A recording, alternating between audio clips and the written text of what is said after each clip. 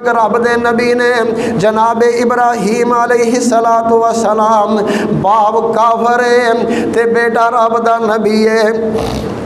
ते अल्लाह दे नबी ने अपने बाप नू की हुक्म दिता है, कुरान ने बयान किया इज़ क़ाल लि अबीही या अबति लिमा ताबुदु मा ला यस्माउ।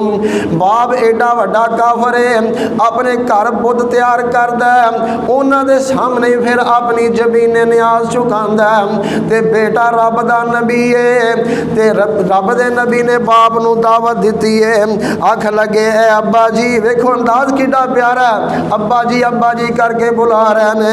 आंदे ने अब्बा जी या अबति लिमा ताबुदु, तुसी उन्हां दी इबादत क्यों करदे हो जेड़े सुनदे भी नहीं, वला युबसिरु जेड़े वेंदे भी नहीं, वला युगनी अनका शैया।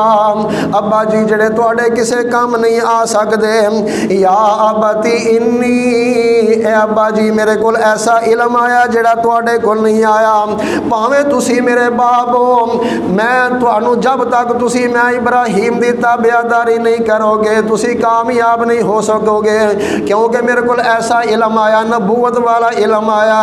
हालांकि तुसी मेरे तो वड्डे हो तो मैं तुहाडे तो छोटा वां, तुसी बाप हो ते मैं तुहाडा बेटा वां, पर अब्बा जी तुहानू मेरी अताअत करनी पवेगी। दुनिया दे अंदर कोई बेटा अपने बाप नू ये नहीं कह सकदा अब्बा जी तुसी मेरी ताबेदारी करो, मेरे आखे लगो, मेरे पीछे पीछे चलो, मेरी अताअत करो। अगर बेटा रब दा नबी होवे ओनू ये हक है वे कि अपने बाप नू कह सकदा है कि तुसी मेरी ताबेदारी इख्तियार कर लो।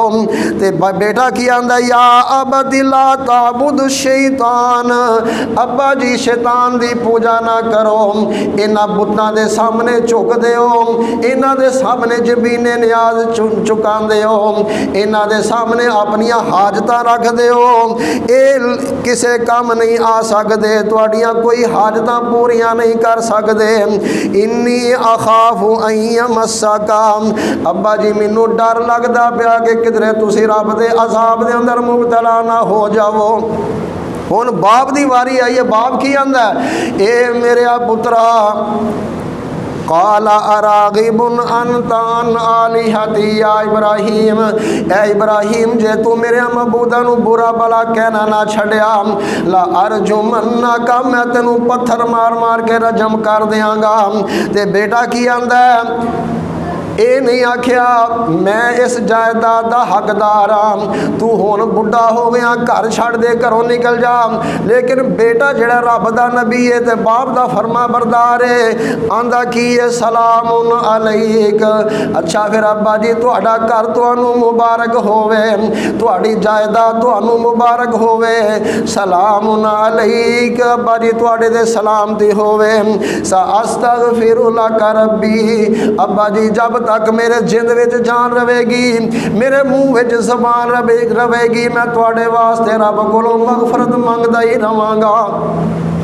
ए वेख लो बाप काफर है ते बेटा रब दा नबी है, किवें फरमा बरदारी कर दिया, अब्बा जी कह रहा है। ते इधर वेख लो बाप रब दा नबी है ते बेटा जेड़ा रब दा ना फरमान है काफर है।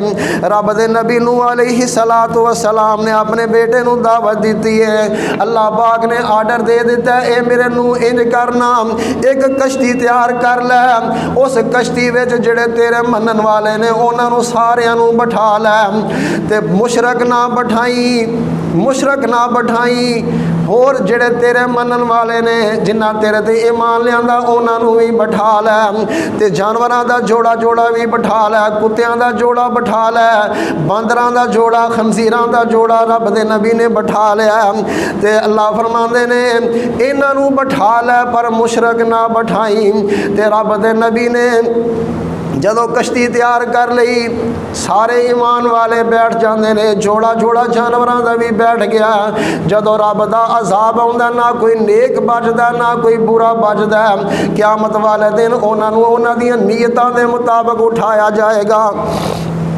ते हुण जनाब रब दा अजाब आ गया, पानी आ गया, कुरान के अंदर मौजूद है, जमीन विचों पानी, आसमाना तो बारिश, ਜ਼ਮੀਨ ਦਾ ਪਾਣੀ ਤੇ ਆਸਮਾਨਾਂ ਦਾ ਪਾਣੀ ਆਪਸ ਦੇ ਅੰਦਰ ਮਿਲ ਜਾਂਦਾ, ਇੰਨਾ ਪਾਣੀ ਆ ਗਿਆ।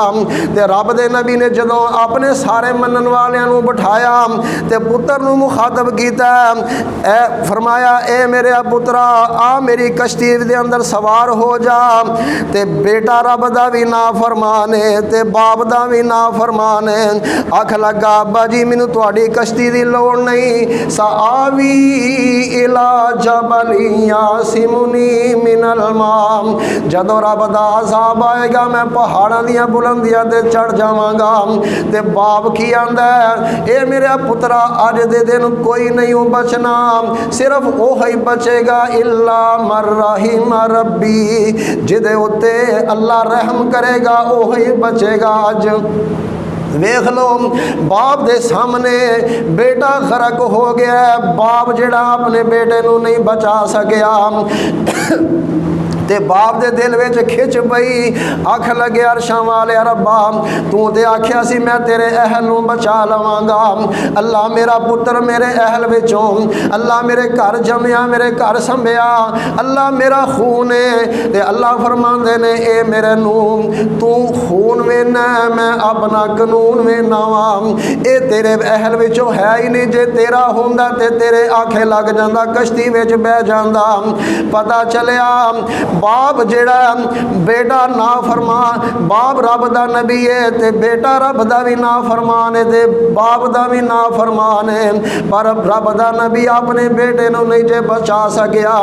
इस वास्ते ये हुक्म ये होई है, रब्बिरहमहुमा कमा रब्बयानी सगीरा। और दुनिया वाले अपने माँ बाप वास्ते दुआवां ही करदे रहा करो, जिवें बचपन दे अंदर वो मेरे ते रहम करदे रहे, शफकत करदे रहे। अरशां वाले रब्बा अज तू उन्हां दे अपनी शफकतां फरमा।